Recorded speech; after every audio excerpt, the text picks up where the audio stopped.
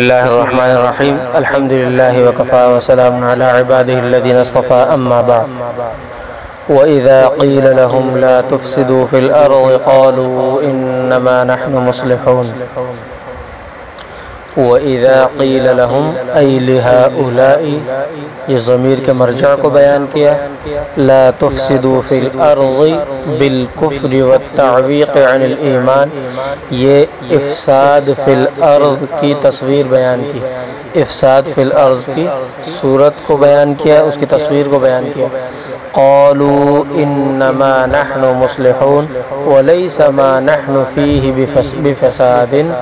حاصل معنی کو بیان کیا وليس ما نحن فيه بفساد حاصل معنی کو بیان کیا قال اللہ تعالی ردا علیہم یہ ربط کو بیان کیا اگلی آیت سے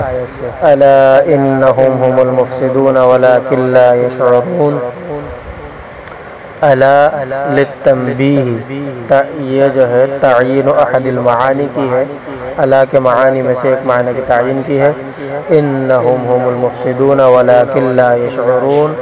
بذلك یہ متعلق کو بیان کیا وَإِذَا قِيلَ لَهُمْ آمِنُوا كَمَا آمَنَ النَّاسُ قَالُوا أَنُؤْمِنُ كَمَا آمَنَ السُّفَهَاءُ أَلَا إِنَّهُمْ هُمُ السُّفَهَاءُ وَلَكِنْ لَا يَعْلَمُونَ وَإِذَا قِيلَ لَهُمْ آمِنُوا كَمَا آمَنَ النَّاسُ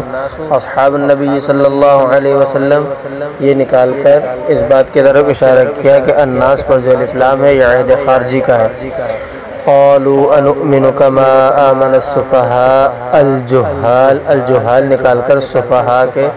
معانی میں سے ایک معنی کی تعین کی یعنی تعین احد المعانی